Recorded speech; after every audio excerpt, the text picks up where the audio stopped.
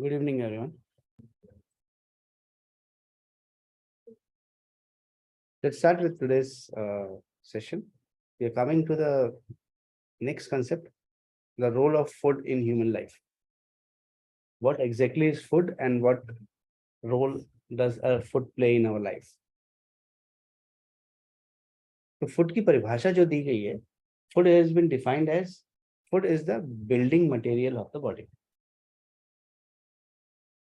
Food is the building material of the body. Like you make any structure or building, you need some kind of raw materials. So many raw materials are required. The same way, to build a body, we need a lot of raw materials, which body processes into a finished structure. वो उसके cells बनाती है, जो मिलता है उसी से वो cells बनाती है.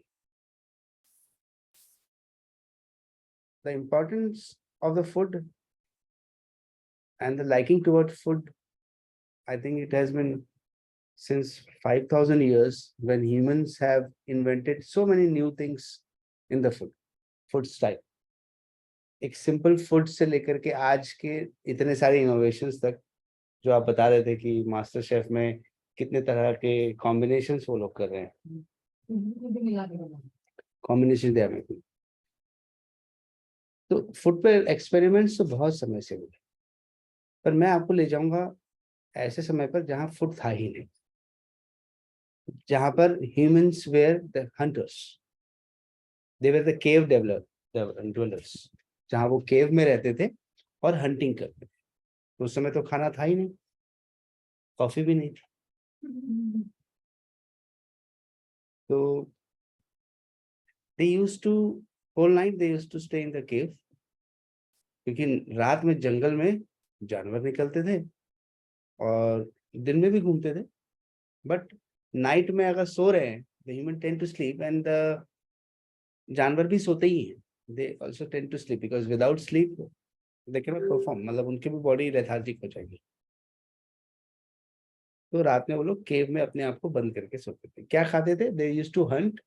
They had made some instruments out of stone and out of wood, bow and all those things, और वो उससे हंट करते थे.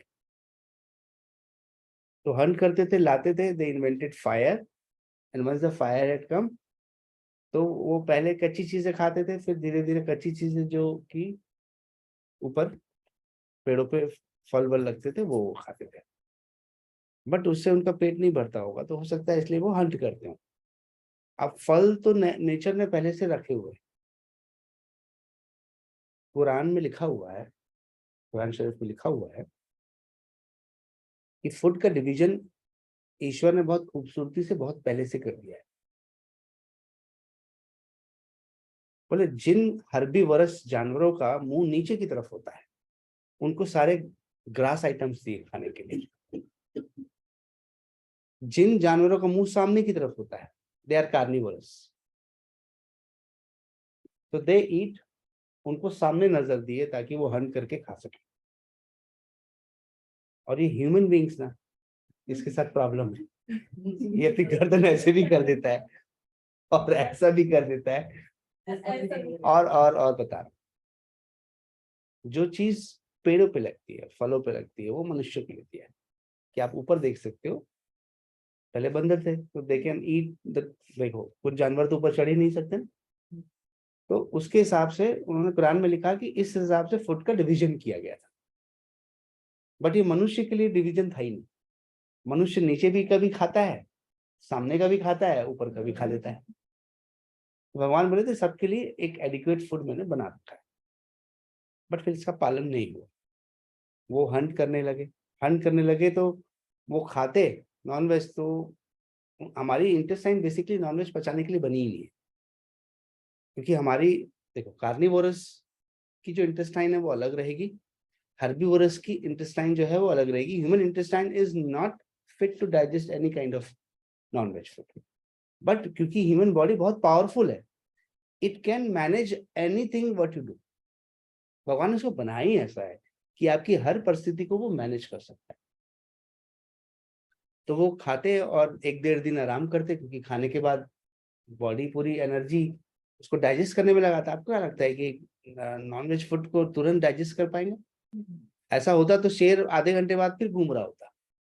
पर एक शेर खाने के बाद ऑलमोस्ट 18 to 19 20 आवर्स इनएक्टिव रहता है, हिलता नहीं अपनी जगह से, पड़ा रहता है किनारे में।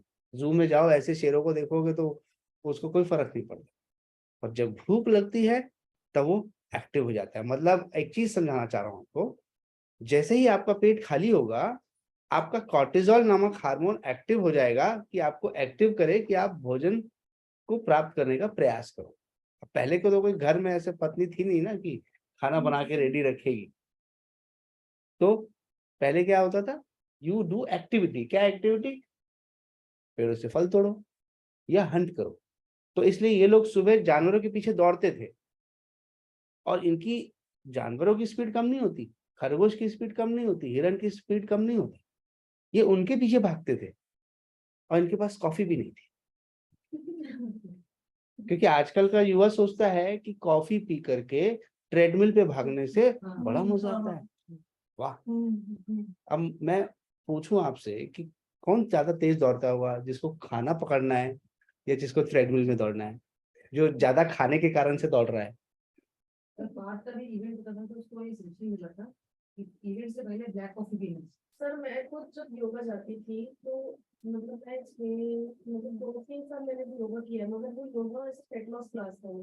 तो मैम भी हमें वो ऐसा बस इतना सा वो ब्लैक कॉफी पी के ताकि वो बॉडी को रिपीट करती है, तो मैं डेली बेसिस पे वो 2 पाउचेस कॉफी के डाल के और इतना सा वो थोड़ा सा। हाँ, बिकॉज कॉर्टिजोल पंप होता है। आप देखो फूड के साथ कॉर्टिजोल के साथ क्या है, आपने एक्सटर्नली देना शुरू कर दिया, बॉडी ने इंटरनली बनाना बंद कर दिया। बाहर से खाना लाओगे तो घर में क्यों बनाओगे, और फिर भी बनाओगे तो वेस्ट होगा ना। तो बॉडी परफॉर्मिंग करता था जब वो खाली पेट होता था। तो हमारी हमारी स्ट्रेंथ, हमारी एनर्जी तब होती है जब हमारा पेट खाली हो जाता है। पेट खाली हो जाता है तो body performs to get the basic idea कि मैं अपने फूड को कैसे ऑर्गेनाइज कर सकता हूँ। उस समय तो ऑर्गेनाइज रूप में खाना था ही नहीं, कि ऐसे होटल रेस्टोरेंट तो थे नहीं कि जा करके वहां पर खा सके। ठीक, but gradually there was a evolution of human beings. From hunting stage we came to agriculture, और एग्रीकल्चर आने के बाद फिर देन देवर इनोवेशंस एंड जिस जगह पे जिस प्रांत में लोग रहते थे उस हिसाब से उनकी फूड हैबिट्स हुई। अभी मेरे पास रिसेंटली एक आर्टिकल आया था कि डेजर्ट्स के आसपास लोग रहने वाले, जो दुबई में लोग रहते हैं या साउथ ईस्ट कंट्री में, उनके पास चूंकि फ्रेश फूड अवेलेबल नहीं है, इसलिए उनकी मजबूरी थी वो नॉन वेज फूड खाते थे। अमेरिकन उनके पास फ्रेश फूड रह नहीं सकता, क्योंकि इतने आइस में चीजें फ्रेश रह नहीं सकती, सिर्फ स्टोर हो सकती है। तो उनकी मजबूरी थी कि स्टोर्ड फूड खाते थे। They used to get eat stored food because उनकी मजबूरी थी वो। रात का बनाया हुआ मेरे पास अभी एक मेंबर आए थे, अपने बच्चों के बारे में बता रहे थे। बोले उनके बच्चों को प्रॉब्लम है। क्या प्रॉब्लम है? कि वो एक ही बार खाना बनाती हैं और 2 टाइम खाती हैं। तो she is suffering from lot of problems. अभी प्रेगनेंसी हुई है तो not able to make up the things. तो मुझसे डिस्कस करने आए थे कि हम उसको उनको कैसे गाइड करें। She is sitting outside India. तो बाहर में तो ये ट्रेंड ही है, सैटरडे संडे को खाना बना के फ्रिज में डाल देते, उसके बाद में पूरा टाइम वो निकाल के माइक्रोवेव में गरम करके खाते हैं, बोलते हैं खराब नहीं होता, पता नहीं कैसे नहीं होता। But it loses all the properties. When you heat again and again, it loses all its properties. Sir वहाँ पे सही लगता है मतलब बाहर मॉर्निंग में जितनी आइस वगैरह रहती है इसके वजह से खराब हाँ, क्योंकि कोल्ड स्टोरेज में कोई चीज खराब नहीं होती ना, तो वो प्रिजर्व हो जाती है। That becomes a preservative. जितने भी कोल्ड स्टोरेज है उसमें आप ये सारे जितने भी आप गाजर आते हैं ना, नॉन सीजनल गाजर आते हैं, जितने फल आते हैं नॉन सीजनल, वो कोल्ड स्टोरेज में स्टोर होकर रखते हैं। कोल्ड स्टोरेज वाले हैवी रेंट लेते हैं इसके लिए। उसके कारण से cost of the product increases, जो भी चीज स्टोर होती है। अब हेल्दी तो कुछ भी नहीं रहता, पर आप नहीं, बिल्कुल, पर आप खा रहे हो ना। आज होटल में उनके बेसमेंट्स पे बड़े बड़े फ्रीजर्स होते हैं, बड़े बड़े होटल 5 स्टार में आप जाएंगे, वहां जाएंगे, बड़े बड़े फ्रीजर्स होते हैं, उसमें वो सारी चीज स्टोर करके रखते हैं। और होटल का खाना अच्छा ही इसलिए लगता है कि वो एक दिन का बासा ही होता है। उनकी ग्रेवी, आप घर की दाल गाढ़ी क्यों नहीं हो पाती? वो दाल गाढ़ी कैसे हो जाती है? उनकी ग्रेवी में टेस्ट क्यों आता है? बिकॉज वो स्टोर्ड ग्रेवी होती है। आप फ्रेश सब्जी में वैसा टेस्ट क्यों नहीं आता जो होटल में खाने में आता है? स्टोर्ड ग्रेवी को तुरंत गर्म करके उसको बना दिया जाता है। अभी वो 20 मिनट में हमको सर्व कर दो। एग्जैक्टली। आप बनाओ ना उस खाने को, कितना समय लगेगा? 1.5 घंटा लगेगा, अगर फ्रेश बनाएंगे। फ्रेश बनाओ तो स्टोरिंग द थिंग्स, और एक ही ग्रेवी वो 4-4 5-5 दिन भी चल जाती है। और यही कंसेप्ट ऑफ ईटिंग, धीरे धीरे धीरे धीरे मनुष्य खाने का तरीका जो है वो समझ नहीं पाया। वो इवॉल्व हुआ, इवॉल्व होते हुए उसका दिमाग कंसेप्ट समझ में नहीं आया। उसने कहा कि पहले के लोग तो नॉनवेज खाते थे, पहले के लोग तो फल खाते थे, पहले के लोग तो घास खाते थे, मतलब उससे कुछ चीजें उन्होंने प्रोड्यूस की। तो वो कंफ्यूजन से कंफ्यूजन आज हम लोग इस एरा में बैठे हैं कि हम लोग क्या खाएंगे हमें पता नहीं। अभी आप समुद्री एरियाज में जाओगे तो वहां पर they eat crab, all sea foods, prawn, they eat झींगा जिसको आप बोल रहे हो, they eat all kind of things.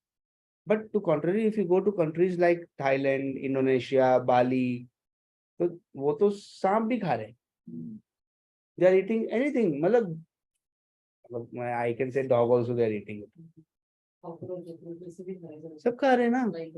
Why? Because जितने आप समुद्री एरिया में रहे वहां पर कुछ हरी भरी सब्जियां हो ही नहीं सकती। नमक सब चीजों को खत्म कर देती है।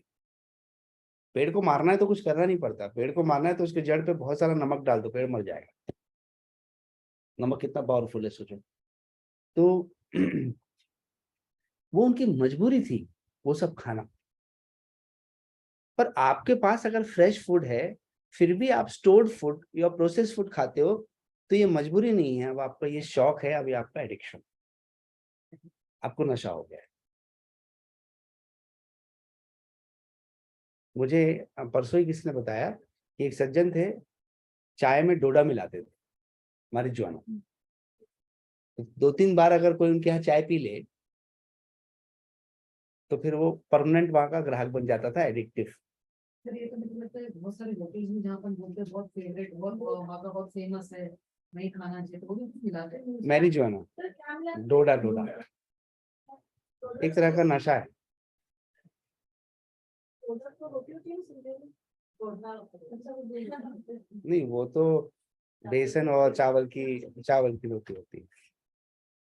मैंने सुना रेस्टोरेंट में भी कुछ मिलाते हैं। हाँ, उसी रेस्टोरेंट में अब मैं आपको जो बताने वाला हूँ राज की बात, instead of water they use white alcohol,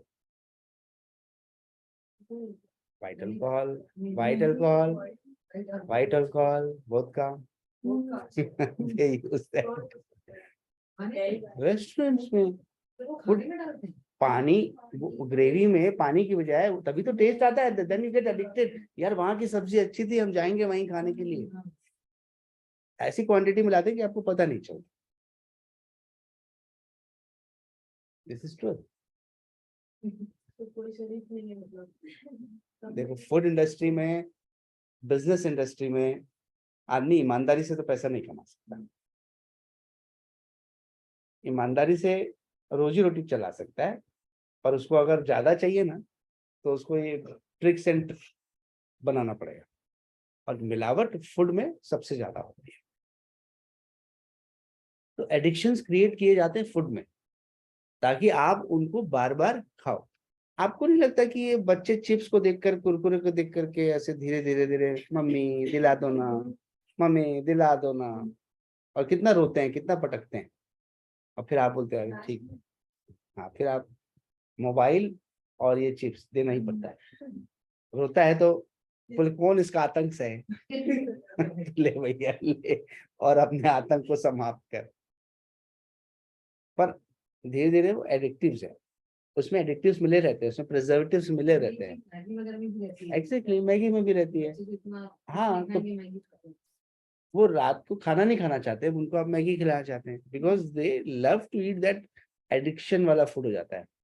आपको लग रहा है कि ये जो पिज्जा बनते हैं, जो कि अध कचरा आटे का बनाते हैं लोग, उसको आप 400-500 रुपए पर दे करके आप खरीद के खाते हो, और वो 500 रुपए के आटे में कितनी रोटी बन जाएगी? सोचो भाई। और क्या डालते हो ऊपर से सब्जी के नाम पर? सॉस। आपको नहीं तो धोखा है पूरा। बट उनके जितने ऊपर के सीजनिंग आइटम्स हैं जो स्प्रिंकल किए जाते हैं वो एडिक्टिव्स हैं, वो डाले ही इसलिए जाते चिली फ्लेक्स और वो सब। हैं। हाँ, आपको बेसिकली वो बेकार सा आटा और बेकार सा पनीर और बेकार सा उसमें टेस्ट नहीं है, आपको टेस्ट उस सॉस में है, उस चीज में है, और ऊपर से जो उन्होंने स्प्रिंकल करके रखा हुआ है उसमें है। सॉस बहुत एडिक्टिव होता है। हाँ, अगर आप प्लेन हर्ब खरीदो मार्केट से, जैसे ऑरिगेनो हो गया, प्लेन ऑरिगेनो खरीदो, और ये डोमिनोज या किसी भी उसका पिज्जा सेंटर से आप ऑरिगेनो खरीदो, उसका टेस्ट करो सिंगल, तो आपको डिफरेंस समझ में आएगा। मतलब ऑरिगेनो प्लेन खरीदो कोई टेस्ट नहीं होता, जो टेस्ट उनके ऑरिगेनो में आता है वो ऑरिगेनो में टेस्ट नहीं होता। तो इसका मतलब है ना, they must be adding some kind of addictives. अभी लाल दंत मंजन वाले लाखों दंत मंजन बेचते थे, तो उसमें थोड़ा सा टोबैको मिला देते थे, तो आ जाता था मस्त नशा, हंसते रहते थे आदमी से। क्या करो, 10 मिनट तक मंजन का एडिक्टिव्स। सच में लाल दरी तो उसके भी आया था, दरी जो जानी के नाम से लगा दानी प्रोडक्ट छोड़ दे। नहीं देखो, छोड़ो कुछ मत, उपयोग सब करो, कंट्रोल में रहो, कंट्रोल में रहो। अब हमारे पास एक प्रोडक्ट है जो नीम का पाउडर है, नीम टूथ पाउडर है, उसको एडिक्शंस को हटाने के लिए यूज किया जाता है। मुझे तो कभी कभी उस पर भी डाउट होता है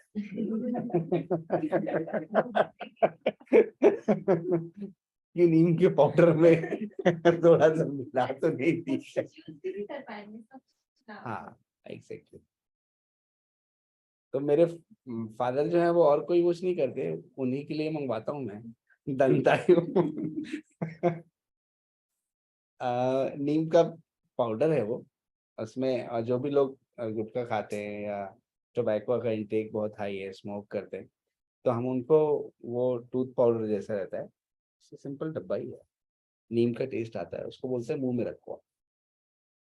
धीरे धीरे उस कड़वेपन के कारण से आपकी क्रेविंग और वो हटती चली जाए। बेसिकली एक समय के बाद नशा नशा नहीं रह जाता, आदत बन जाता है, उससे कुछ होता नहीं। टोबैको खाने से कोई नशा शुरुआती दौर में होता है, जब तक म्यूकस मेम्ब्रेन कटती नहीं, जब कट के एब्जॉर्ब होना शुरू हो जाता है तो उसके बाद वो नशा नहीं, आदत हो जाती है। जैसे चाय पीने के बाद स्मोक करना एक आदत है, क्योंकि चाय पीने से मुंह का टेस्ट बदलता है, उस मुंह के टेस्ट को बदलने के लिए स्मोक करते हैं, स्मोक से टेस्ट बदलता है तो उसके बाद सौंफ खाते हैं या इलायची खाते हैं, राइट?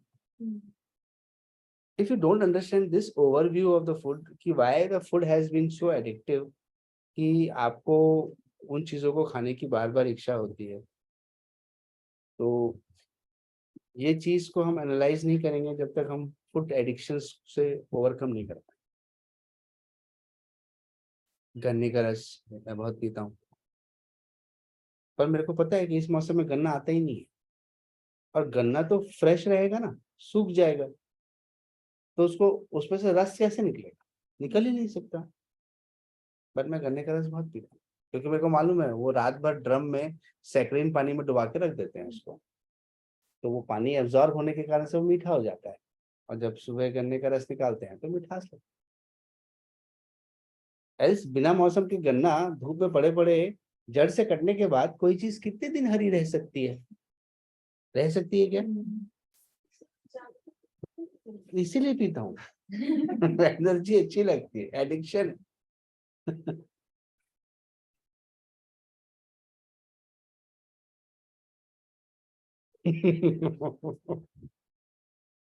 अब आप महिलाओं को गुपचुप का नशा होता है ना? अगर शादी ब्याह में गए हैं, सारा खाना एक तरफ, गुपचुप एक तरफ। हाँ नहीं, मतलब नहीं खाता होगा, बट स्टिल आकर्षण तो आता है ना। तो मुझे गन्ने को देख के आकर्षण आता है, मुझे देखते ही समझ में आता है सैक्रिन में डूबा हुआ है। What is saccharine? Saccharine is 300 times more sweeter than sugar. So in fact, आप संतरे का जूस घर पे निकालो तो खट्टा खट्टा लगता है, और आप मार्केट में पीते हो तो मीठा मीठा लगता है। तो बस इतना सा सैक्रिन मिला दो। अब वो पूछो तो बोलते नहीं नहीं शक्कर नहीं मिलाया है। तो ये सैक्रिन को वाटर में घोल के रख देते हैं, पानी में घोल के रख देते हैं, पाउडर फॉर्म में होता है, घोल के रख दिया। अब मैंने थोड़ा सा मिक्स भी कर दिया ना जूस में, तो जूस में मिठास आ जाएगी। अब वो शुगर से 300 टाइम्स स्वीट है, तो आप सोचो इतना सा भी डालूंगा तो बहुत है ना। और थोड़ा तो पानी जूस निकालने के लिए डालेगा ना वो, या धोने के लिए निकालेगा, तो उसमें वो कर देगा मैच। नहीं तो मीठा अच्छा लगता है ना मेरे को तो जूस पीना है, और घर में नहीं, घर में खट्टा लगता है जूस मेरे को, तो मैं बाहर जाके पीता हूँ। अच्छा, मैं जो बोल रहा हूँ उसको सीरियसली मत लो। सीरियसली कि मैं जा जाके जूस पी रहा हूँ, मैं ऐसा नहीं कह रहा हूँ, just telling you। पर ऐसा नहीं है, गन्ने का मौसम आएगा अभी, जैसे ही कवर्धा से, हाँ कवर्धा से जैसे ही आ जाए पीना शुरू कर दीजिए, एक निश्चित मौसम तक पीने में। हाँ, सबसे ज्यादा शुगर फैक्ट्री कहाँ पर है? सबसे ज्यादा वहां पर होता है। और कुम्हारी में मेरे कुछ पुराने मेंबर्स हैं जो हेल्थ वॉच में आते थे, उनका फॉर्म है, वो लोग गुड़ बनाते हैं, तो हम लोग को लेके गए थे वहां पर। फैक्ट्री नहीं होती, खेत होता है, खेत में बड़ी सी कढ़ाई होती है, कढ़ाई में गन्ने का जूस डाल के उसको उबाल रहे होते हैं, उबाल करके फिर उसको निकाल रहे होते हैं। तो हमने वो फ्रेश गुड़ खाया, वो फ्रेश जूस पिया, तो वो जो टेस्ट था, वो मैं बाहर जब गन्ने का रस पीता हूँ तो नहीं आता है, मैं ढूंढने जाता हूँ उसे, इसलिए अलग अलग जगह पी के देखता हूँ कि वैसा वाला टेस्ट मिलेगा कि नहीं।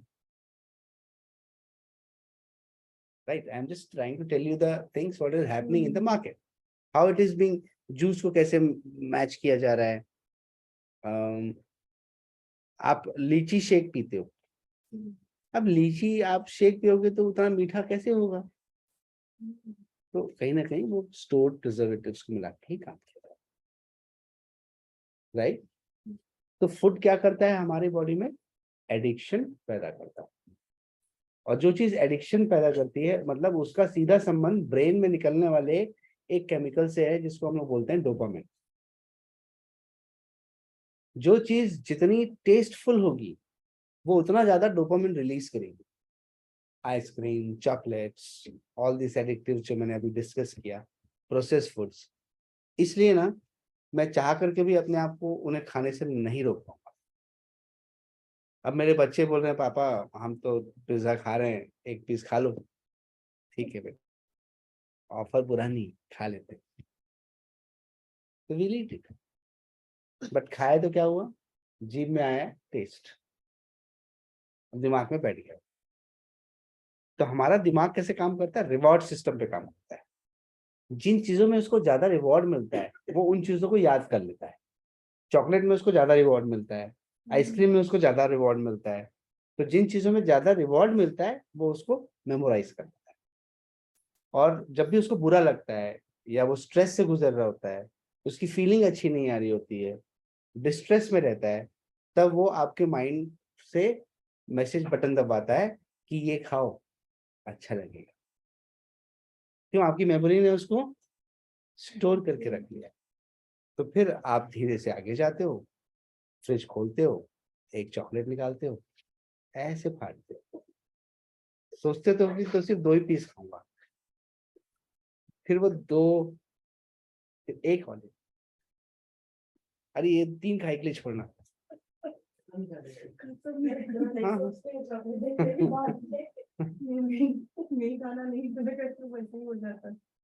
Right, so we eat like that. तो जब भी हमारा माइंड डिस्ट्रेस में जाएगा, हमारा फूड से रिलैक्सेशन मिलेगा। इसलिए आज पूरा संसार रात में टेस्टफुल फूड खाना चाहता है, क्योंकि at the end of the day जब वो घर पे आराम करने आता है, रिलैक्स करने आता है, तो दिन भर की समस्याएं हैं, दिन भर का स्ट्रेस है, दिन भर की प्रॉब्लम्स हैं, कहीं कुछ प्रॉब्लम है, कहीं कुछ प्रॉब्लम है, कहीं किसी में अटके हुए हैं। कोई फैमिली मेंबर ने आज उल्टी सीधी बात कह दी, किसी बाहर किसी व्यक्ति से बहस हो गई किसी बात को लेकर के, किसी ने मिसबिहेव कर दिया, किस कौन कब क्या रिएक्ट करेगा हमें नहीं पता है। तो शाम होते होते तक हम रास्ते ढूंढते हैं यार।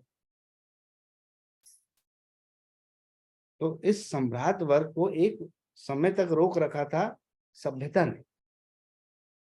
पुरुष वर्ग ही नशे की तरफ जाता था, पुरुष वर्ग जाता था, सिगरेट पीता था। महिलाओं का नशा सीमित हो गया था घर तक। बहुत हुआ तो वो पान खा लेते थे, तंबाकू वाला, घर पे ऐसा डब्बा बना के रखते थे, वो खा लेते थे, ताकि वो गुटखा नहीं खाते थे। फिर धीरे धीरे पान का इजी ऑप्शन मिल गया, तो पान को बनाने में थोड़ा मेहनत ज्यादा लगती थी, तो फिर उसका इजी ऑप्शन मिल गया तो वो गुटखा खाने लगे। हमारे यहाँ एक मेंबर थे, वो बहुत पान पराग खाते थे, अब छोड़ दिया हमने। बहुत बहुत एडिक्टेड थे, इवनिंग में आते हैं, पर धीरे धीरे धीरे धीरे करके उन्होंने उसको, क्योंकि उनका टेस्ट बड़ा होगा, सब खत्म हो गया था। वो खुद ही बोलते थे कि मेरा टेस्ट टेस्ट पूरा खत्म है, इच्छा ही नहीं होती कुछ खाने की, सब कचरा वाली चीज खाने की इच्छा होती है। बोले बिना भुजिया के तो मुझे खाने का कोई चीज अच्छी लगती ही नहीं थी। मतलब मेरे हर मील में भुजिया साथ में होना चाहिए, कुछ भी मैं खा रही, कुछ भी एनीथिंग। मैं इडली भी खा रही हूँ तो उसमें चाहिए।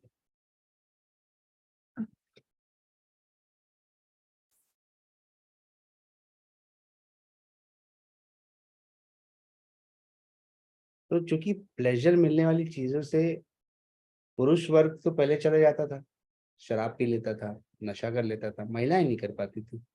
तो महिलाएं टेस्टफुल भोजन बनाती थी और वो अपने आप को उससे ओवरकम करने की कोशिश करती थी। इसलिए बिंज ईटिंग की आदत महिलाओं में होती है। बिंज ईटिंग मतलब घर में अलग अलग डब्बों में पहले तो स्टोर करके रखते हैं आने वाले गेस्ट के लिए, और समय मिलने पर धीरे से ऐसे ढक्कन को घुमा के खोलते हैं, थोड़ा सा ग्रहण करके मैं थोड़ा सा ही खाऊंगी, मुट्ठी भर के बंद कर देते हैं। फिर थोड़ी देर कुछ काम वाम करके घूमते घामते आते हैं, दूसरा डब्बा तो बोले इसको भी देख लेते हैं।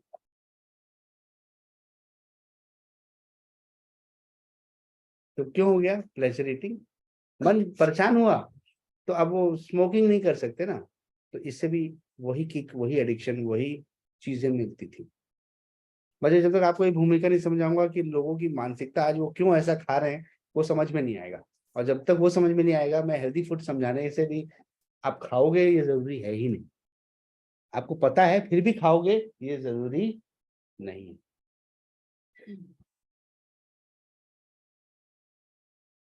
अब अब संसार बदल गया है।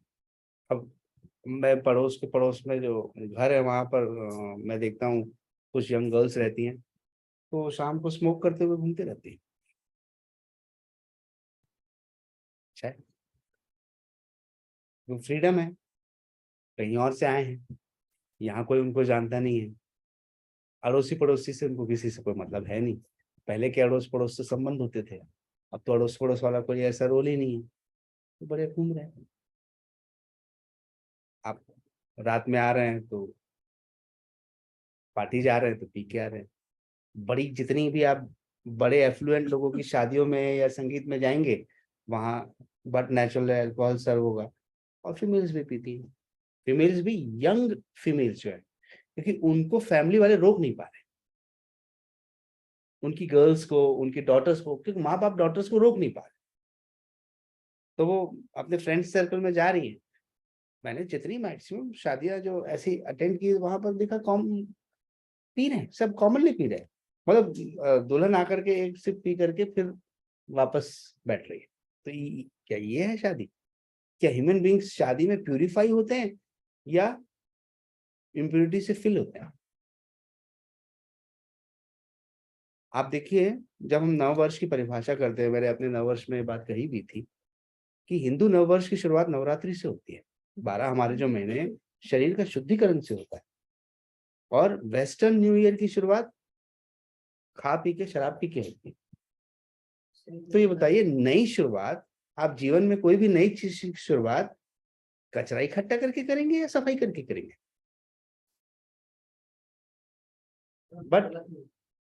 But we are addicted to this. जैसे ही 31 तारीख का दिन आएगा, फैमिली में एक दूसरे को दोस्तों की देखा देखी, फ्रेंड सर्कल के देखे देखी, क्योंकि हम लोग एक समाज में रहते हैं ना। वो फ्रेंड सर्कल जा रहा है, बोले उस होटल में ये फंक्शन है, हम लोग सब जा रहे हैं, आर यू जॉइनिंग अस? तो सोशल फंक्शन निभाने के लिए हम पहुंच जाते हैं उस चीज को करने के लिए, पता है, बट सोशल ढांचा भी नहीं तोड़ पा रहे, बट कर रहे हैं ना? तो जवाब है यस, कर रहे हैं, क्योंकि हम सभी पाश्चात्य संस्कृति से पूरी तरह से प्रभावित है। 200% वही लाइफ जी रहे। It is unavoidable to stop. ऐसे में हमारा ज्ञान 2 बार खाओ, फल खाओ, सलाद खाओ, क्यों सुनोगे आप? Why you want to hear? ये आसिफ भैया तो 56, 58 हेल्दी खाने की बता रहे हैं ना। हर कोई थोड़ी करेगा ऐसा। बोले इनका तो प्रोफेशन यही है, इनका शरीर ही इनका आउटलुक है। तो इतनी भूमिका के बाद आपके सामने चैलेंज है लोगों को डाइट चार्ट देना। तो आपके डाइट चार्ट को तो बेसिकली वो डाइटिंग समझते हैं। Now this is the best misconception which is happening, कि we are being given a dieting wala diet, but basically naturopathy prescribes a healthy, natural, the best advisable food. Why would we like you to do dieting? We would like to clean your body. For cleaning your body, we should stop supplying anything externally. Fasting, वो तो doctor भी करता है। किसी surgery से करने से पहले वो 2-3 दिन पहले आपका खाना बंद कर देता है, और वो आपका एनिमा दे करके पेट साफ करवाता है। प्रेगनेंसी में भी ये चीज होती है। तो क्या ये इस बात का, और कोई भी ऑपरेशन होने के बाद लिक्विड डाइट ही दी जाती है, तो क्या ये इस बात का प्रमाण नहीं है कि बॉडी को हील करने के लिए, क्लीन करने के लिए फास्टिंग करना पड़ता है? Is it not a self explanatory? Do I need to explain it कि फिर वो लोग क्यों कर रहे हैं ऐसा? नहीं तो जैसे ही ऑपरेशन हो तुरंत खाना खिलाओ, क्यों नहीं खिलाते हो आप? Because when the healing is going on, body should focus on that. If food comes, body will leave everything aside and it will start working on the food. Because उसको पता है कि ये फूड 8 घंटे बाहर रहता है तो सड़ जाता है, शरीर के अंदर रहेगा तो सड़ जाएगा, इसको तुरंत हटाना पड़ेगा, प्रोसेस करना पड़ेगा, नहीं तो ये सड़ जाएगा। आपने फ्रीजर बना लिया, आपने, तो आप स्टोर कर लेते हो फूड। नहीं तो पहले के जमाने में तो 8 घंटे में रोटी हो जाती थी, इसलिए हमारे इंडियंस में ट्रेंड है दोपहर में भी फ्रेश रोटी बनती है, शाम को फिर आटा लग करके फिर फ्रेश रोटी बनती है। अभी तो हम लोग क्या आटा बना लेते हैं, दिन में सीधा एक गूंथ लेते हैं और उस आटे की जितनी रोटी बनानी है बना लेते हैं, बाकी स्टोर करके फ्रिज में रख देते हैं, शाम को उस आटे को निकालते हैं। क्यों, कौन फिर गूंथेगा? बहुत टाइम लगता है। और घर में अगर 50 सदस्य हो तब तो और मुश्किल। तब फिर आटा दोबारा कैसे गूंदोगे? तो फिर घर के लोग खाना बनाने में ही लगे हुए। मैं तो देखता हूँ कि from the era of my mother, या उस इरा के लोग दिन भर घर में खाना ही बनाते थे।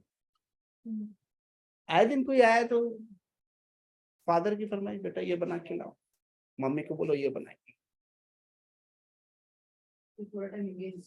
हाँ, they used to only cook.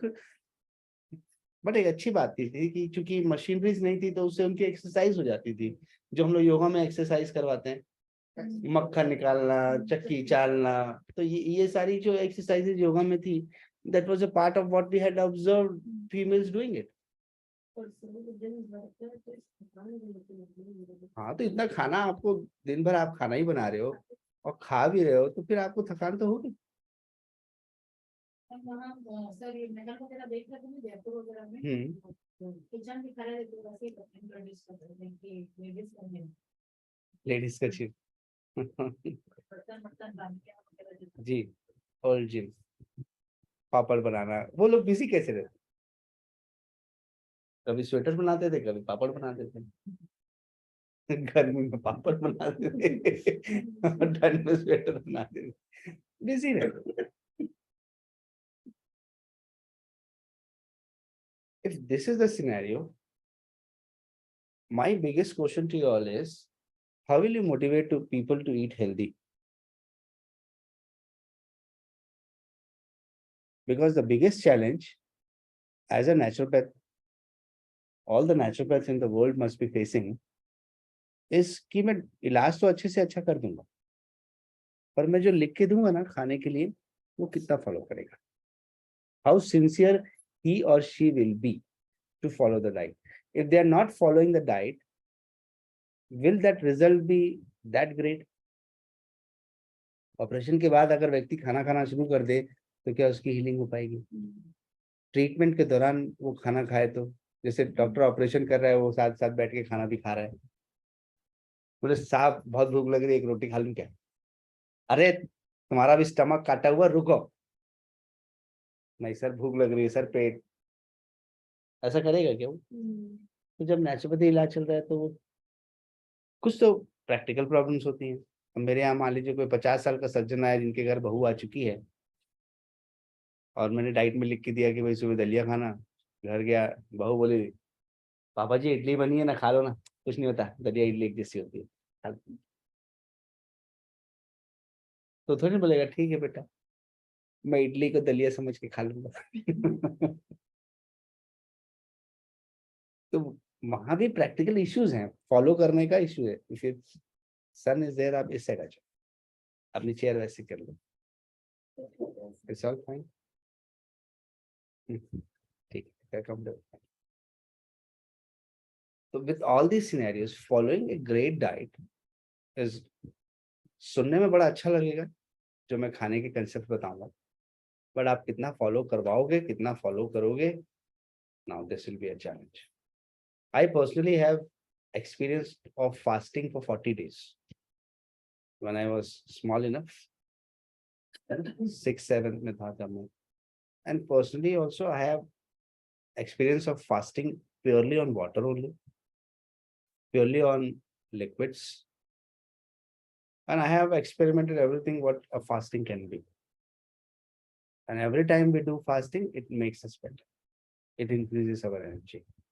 और जितना मैं खाना खाता हूँ, मैं नाश्ता भी करता हूँ, अगर लंच भी करता हूँ, डिनर भी करता हूँ, उतना लेथार्जिक में हो जाता हूँ। और मैं जितना खाता हूँ मुझे उतनी ज्यादा भूख लगती है, और मैं जितना संयम में रहता हूँ मेरी भूख उतनी ही ठीक रहती है। मैंने डाइट प्रिस्क्राइब करने के लिए हजारों फॉर्मूले बनाए होंगे। आप सोचो, अब मैं पिछले 22-25 सालों से लोगों की डाइट सुनता हूँ, उनको डाइट चार्ट बना के देता हूँ, सालों से बना के दे रहा हूँ। हेल्थ वॉच में था तो भी बना के देता था, सबको बना के देता था, बकायदा एक एक चीज लिखता था, 7 डेज का डाइट। तो मैंने सारे एक्सपेरिमेंट्स किए डाइट को लेकर के, फिर एक चीज समझ में आ गई, diet has nothing to do with uniformity. एक चीज एक को सूट करती है, जरूरी नहीं है वो दूसरे को सूट करेगी। दूध से आप प्रॉब्लम बता रहे हो, आप फायदा बता रहे हो। दही से आपको अच्छा लग रहा है, आपको एसिडिटी हो जा रही है। रोटी खाने से आपके लिए ठीक है, आप बोले ग्लूटेन फ्री खाना है, रोटी नहीं खाना है, राइट। और हम लोग के यहाँ कहावत थी, जब हम लोग को टीचर्स पढ़ाते थे, तो बोले बंगाली व्यक्ति को अगर आपने फिश खाने से मना कर दिया, आपने कहा कि डॉक्टर के पास आया बंगाली व्यक्ति, तो उसको एडवाइस किया गया, बोले आप फिश बंद कर दीजिए और आप कल से ये चीजें खाइए। अगले दिन आप उस बंगाली व्यक्ति से पूछिए, बोले बदला कि नहीं बदला? बोले हाँ सर, डॉक्टर बदला मैंने। मछली खाना नहीं बदला, डॉक्टर ही बदल ली मैंने। तो all the allopathy doctors, they don't tell you any restrictions on the food. आप पूछो डॉक्टर साहब कैसे खाना है इसको, तो चाय दूध रोटी ब्रेड बिस्किट के साथ खा लेना, बुखार चलत है। हाँ, आप बिस्किट में मैदा खिलाओगे क्या? वो प्रोसेस मैदा, वो शुगर, वो डालडा खिलाओगे क्या आप एक बीमार व्यक्ति को? कचरा खिलाओगे कि अच्छा खिलाओगे? फ्रूट जूस देना चाहिए कि ये बिस्किट और दूध देना चाहिए? पर हो सकता है फ्रूट जूस महंगा पड़े, मैं पी के आता हूँ तो 40-50 रुपए तो लग ही जाता है। पर गन्ने का जूस सस्ता पड़ता है इसलिए नहीं लेता हूँ। तो 10 रुपीज में कर देंगे। अब तो बोलो सस्ता पड़ता है। इसमें से फिर पानी रहता है पूरा। हम्म, आज से पता चला, बोले जूस का नीचे क्रीम का पानी का पैसा दे रहा हूँ। ठीक है, पीजिए, ऐसा सोचेंगे ना, मेरे को लगता है कि शरीर को जितना विपरीत परिस्थिति में डालेंगे वो उतना मजबूत होगा। मैं ये ऐसा इसलिए कह रहा हूँ क्योंकि मैं जिन लोगों को ऐसा कचरा टाइप से खाना खाते देखता हूँ, फिर भी तो ठीक ही है ना, क्या प्रॉब्लम है, ठीक ही है। 2-4 तो कम है। हाँ, मतलब उससे क्या फर्क पड़ेगा, व्हाट, हाँ मतलब व्हाट डिफरेंस इट मेक। जीना भी जीना है। भाई मैं तो दो लोगों को जानता हूँ, राम और श्याम।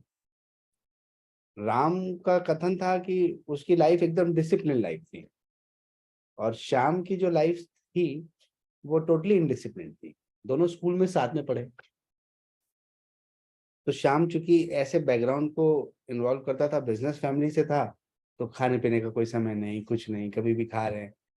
तो धीरे धीरे when they grew up, Shyam हमेशा बोलता था राम को, यार जीवन में रखा क्या है, खाओ पियो ऐश करो। राम बोलता था नहीं, मैं बिलोंग करता हूँ सर्विस क्लास फैमिली से, मुझे तो, देखता हूँ फादर मेरे निश्चित समय पे खाते हैं, निश्चित समय पे सोते हैं, मैं तो वही फॉलो करता हूँ, मैं तो जो देख रहा हूँ मैं वो करता हूँ। तो धीरे धीरे धीरे ग्रू अप, फिर कॉलेज में आए, राम अभी भी वैसे ही। अब श्याम बोलता है, अरे यार तेरी लाइफ तो कचरा है, देख हम लोग कितना एंजॉय कर रहे हैं, कितना फुड को एंजॉय कर रहे हैं, रिलीज कर रहे हैं। समय गुजरता है, शादी हो जाती है, अपने अपने काम में लग जाते हैं, अब मिलना कम हो जाता है, 35 की उम्र में मिलते हैं। और तो श्याम बोलता है, यार लाइफ में रखा क्या है, खाओ पियो ऐश करो। राम बोलता है, नहीं यार मेरे तो आज भी लाइफ डिसिप्लिन है, ठीक हूँ यार। तो श्याम बोला, और क्या चल रहा है, बोले कुछ नहीं, पिछले कुछ दिनों गया था तो थोड़ा सा डॉक्टर बोला बीपी हाई है और थोड़ा सा शुगर हाई बताया। तो ठीक है, वो बोला वॉकिंग वॉकिंग करो, दवाई ववाई खाओ, तो मैंने स्टार्ट कर दिया, ऐसा कोई प्रॉब्लम नहीं। तो बोले क्या, कैसे चल रहा है, बोले ठीक, तब से दवाई खा रहा हूँ तो मुझे कोई प्रॉब्लम नहीं है।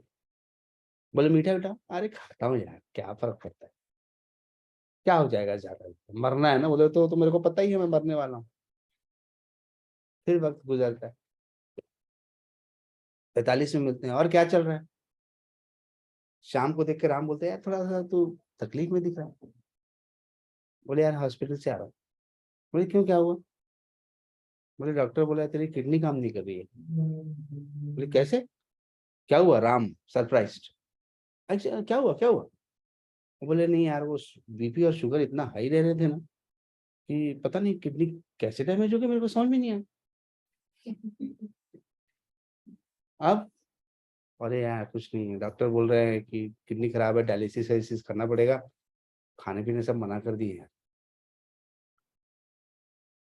फल भी नहीं खा सकता यार, मतलब स्प्राउट्स, अंकुरित अनाज, ये सब चीजें मैं नहीं खा सकता, मना किए हैं। वो बोले बस इतना सा ही खाना, ये जो लिखा हुआ है इसमें। राम टुवर्ड्स श्याम, यार तू तो कहता था लाइफ में रखा क्या है, खाओ पियो ऐश करो। हाँ बोले यार, पर ऐसा लगता है कि मैं और जीना चाहता हूँ यार, मैं मरना नहीं चाहता। जैसी मृत्यु करीब आती है आदमी जीना चाहता है, जब तक मृत्यु दूर दिख रही होती है वो लुभावने सपने देख रहा होता है।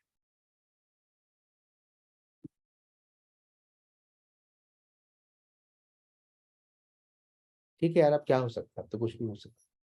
नहीं यार, देखता हूँ किडनी बदलवा लूंगा। किडनी भी बदलवा लेता है, 55, 56, 60 में मिलते हैं, कैसा चल रहा है। तो ऐसा गाल सूजा हुआ, ऐसे मास्क लगा हुआ घूमता है, किडनी ट्रांसप्लांट करा चुका था तो बहुत हैवी डोज ऑफ स्टेरॉइड चल रही थी उसकी। और कैसे चल रहा है, यार खाने तो अब भी नहीं दे रहे वो लोग। और बोले शराब को तो भूल के हाथ मत लगाना, आपकी बुक में लिखा हुआ है, when you eat more food your liver has to work more. if you don't eat food, still your liver has to work more. अब आप मुझसे पूछोगे कि if I am eating food, liver has to work more. This is justified, sir. But if I am not eating food, how has the liver to work more? अरे भाई, आप ज्यादा खाओगे तो लिवर सारे ग्लूकोज को ग्लाइकोजन और fat में स्टोर करेगा, और आप बिल्कुल नहीं खाओगे तो लिवर आपके ग्लाइकोजन और फैट को ग्लूकोज में कन्वर्ट करेगा। तो फिर क्या करें? संतुलित भोजन करो, ऐसा बताया डॉक्टर ने। तो बोले यार राम, मैं तेरे को तो बचपन से बोल रहा हूँ तेरे को। अपन सब खाते ना यार, एंजॉय करते ना। बस तू देख, आज 58 में स्ट्रगल कर रहा है, और मेरी लाइफ स्टाइल तो यार आज भी वैसे ही, आई एम नॉट चेंज्ड। तो ये राम और श्याम की कहानी को कुछ रोल मॉडल समझो, और ये लाइफ की हकीकत जो मैंने आपके सामने एक कहानी के माध्यम से रखी, राम और श्याम। हमारी लाइफ में चॉइस बनेगी कि हम राम का रास्ता लें या श्याम का रास्ता लें, चाहे रास्ता कोई भी ले, एंड यही है, एंड मृत्यु ही है। तो हम लोग एक सिद्धांत बोलते हैं, peaceful life and painless death. Peaceful life and painless death. जब व्यक्ति बीमार रहने लगता है ना, तो उसकी लाइफ पीसफुल तो नहीं रहने वाली। जब बीमार रहने लगता है ना, तो पेनलेस भी नहीं रहने वाली। कभी सुई चुभ हो रहे हैं, तो कभी कुछ सर्जरी चल रही है, तो कभी कुछ हो रही है, तो कभी कुछ हो रही है। Life becomes a break puzzle. तो इतनी भूमिका मैंने बनाई फूड को समझाने के लिए। मेरे को फूड को पढ़ाने में ज्यादा समय नहीं लगेगा, मेरे को बताना पड़ेगा कार्बोहाइड्रेट्स, मोनोसेक्राइड्स, डाइसेक्राइड्स, पॉलीसेक्राइड्स, ऐसा समझा दूंगा मैं आप लोगों को। बट मुद्दा ये पॉलीसेक्राइड्स और एमिनो एसिड्स और ट्राइग्लिसराइड को समझने का है ही नहीं, क्योंकि ये सब कुछ समझने के बाद भी हमें भोजन को तो भोजन समझ के ही करना पड़ेगा। राइट और रॉन्ग? या मैं काउंट करके खाऊंगा यार, इसमें इतना ऑयल होगा, इसमें इतना, खाते समय, इसलिए भोजन करते समय भोजन का प्योर आनंद लो। मैंने बड़े बड़े डाइटिशियंस को सुना है, रिनोन्ड इंडियन बाहर के डाइटिशियंस को सुना है, कई लेक्चर्स, कई सेमिनार्स, कई वर्कशॉप्स अटेंड किए हैं, सबका सार एक ही निकलता है, अच्छा खाओ, हेल्दी खाओ, और खाने को रेलिश करके, एंजॉय करके खाओ। भोजन के हर कण को ये सोच के खाओ कि मुझे उससे पोषण मिल रहा है, I am getting energy out of it, rather than thinking कि माँ मेरी रोटी में घी मत लगा। ऐसा खाना खाना छोड़ दो। जब भोजन करो तो सब भूल जाओ। बाकी भोजन के नियम तो हमने हेल्दी पंचतंत्र में सीख ही लिए कि कैसे खाना है, क्या खाना है। उस समय मैंने उसको विस्तार में आप लोगों को समझाया। So with this, I conclude the first part of the session, diet therapy. Then I'll come into the vitamins, minerals, protein, जो basic उसकी understanding है वो समझा दूंगा। ठीक है? Any questions? अब मेरा भाषण कैसा लगा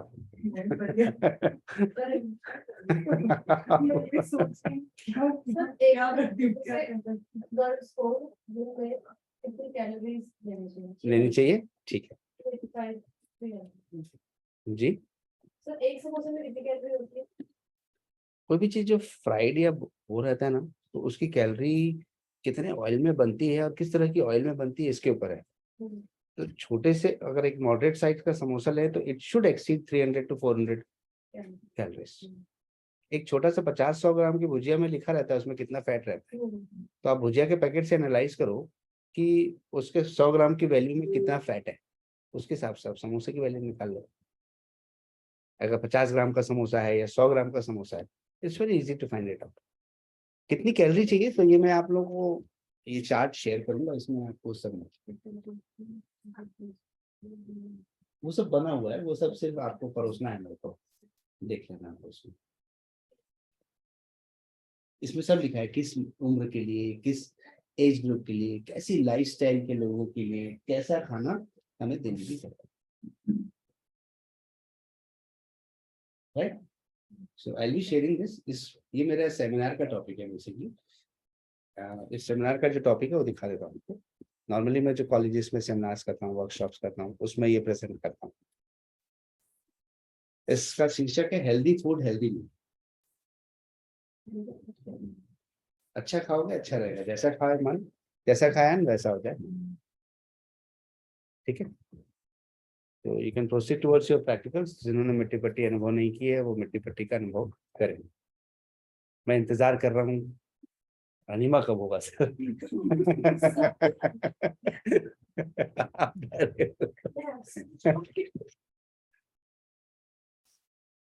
अरे, सब- ये तो हो गई ना मिट्टी पट्टी।